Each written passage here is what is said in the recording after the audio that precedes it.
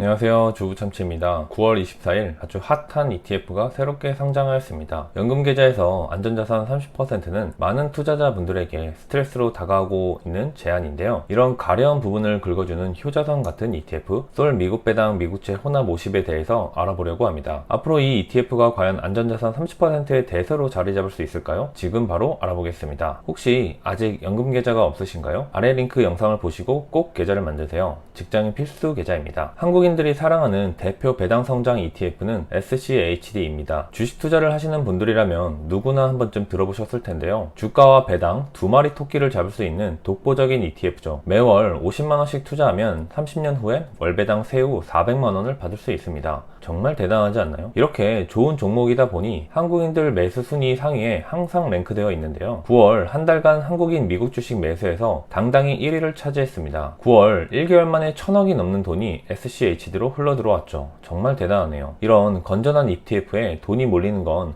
많은 투자자분들이 똑똑해지고 있다는 반증이겠죠. 사실 SCHD 9월 순매수액이 궁금해서 찾다가 1위부터 10위까지를 찾은 것인데요.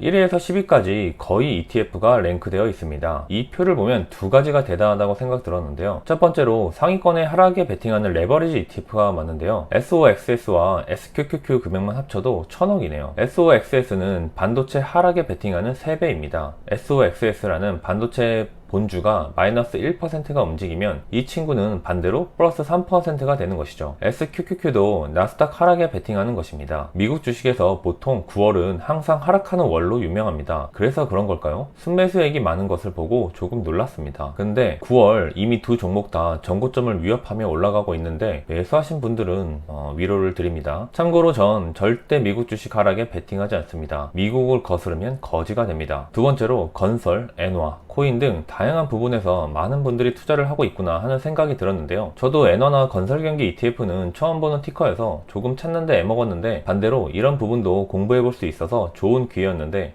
정말 사업개미 분들은 대단합니다. 존경합니다. 이렇게 인기가 있어서 그럴까요? 국내에서도 SCHD의 한국판이 정말 많이 나왔습니다. 커버드콜까지 합치면 정말 종목수가 두 자리는 될 것 같네요. 격까지는 논외로 보고 메인만 보겠습니다. 크게 한국판 SCHD라고 하면 4가지가 있습니다. 상장일을 보면 알 수 있듯이 전부 최근에 만들어졌죠. 아직 1월에서 12월 전체를 배당 지급한 종목이 단 2개 뿐입니다. 한국판 SCHD가 유명해진 것은 사실 솔 미국 배당 다우존스 때문입니다. 원조격에 해당하죠. 월배당 ETF의 유명세를 이끈 장본인이라고 할 수 있습니다. 참고로 에이스 미국 배당 다우존스는 배당 지급일을 중순으로 바꾸면서 이번 8월과 9월이 합쳐져서 잠시 배당금이 많아 보일 뿐 전체 금액은 비슷합니다. 유행을 이끈 대표라서 그럴까요? 안전자산 30%의 룰에 스트레스 받는 많은 투자자들을 대신해서 이런 미국 배당 다우존스와 미국 국채를 혼합한 상품을 출시했네요. SCHD 50%, 미국채 10년물 50%인 반반 개념입니다. 기존 대부분의 채권 혼합형이 국내 채권을 가지고 있었던과 대조적으로 미국 국채를 가져왔다는 점은 칭찬할 만합니다. 그리고 SCHD의 비중을 최대로 늘리고 싶어 하시는 분들에게는 최대 전체 85%의 비중을 실을 수 있다는 점은 장점이 될 수도 있는 것 같습니다. 반대로 나스닥의 비중을 높이고 싶은 분들은 나스닥 70%, SCHD 15%, 자채권 15%, 공격적이면서도 완벽한 자산 배분의 개념을 가져갈 수 있죠. 이렇게 좋아 보이는데 그럼 투자를 해도 될까요? 물론 저도 투자할 의향도 있고 매수를 적극적으로 고려하고 있지만 일단은 관망을 해볼 생각입니다. 그 이유가 몇 가지 있는데요. 첫 번째로 보수입니다. 0.15%면 다른 한국판 슈드와 같다고 생각하실 수 있지만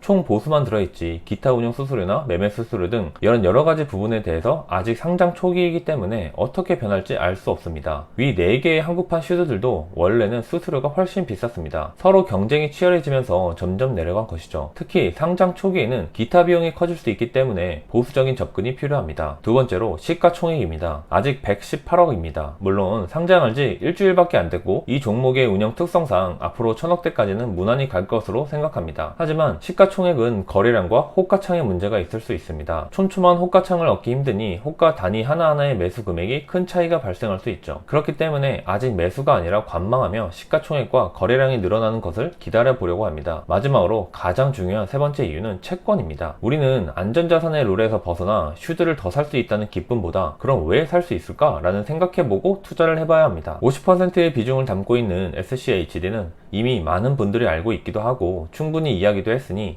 이번엔 그 반대편 50%인 10년물 채권에 대해서 이야기해 보겠습니다. 현재 미국채 10년물의 금리는 3.76입니다. 미국 기준금리가 얼마 전 B컷을 단행해서 현재 5%로 내려와 있죠. 그런데 10년물은 3.7%입니다. 이미 상당 부분이 선반영되어 있죠. 어제 파월이 B컷은 없고 두 번의 FOMC 회의에서 0.25씩 내린다고 했는데, 그렇게 된다면 미국의 기준금리는 4.5%이죠. 그런데도 이것보다 낮죠. 이미 내년 상반기까지 선반영이 되어 있는 것입니다.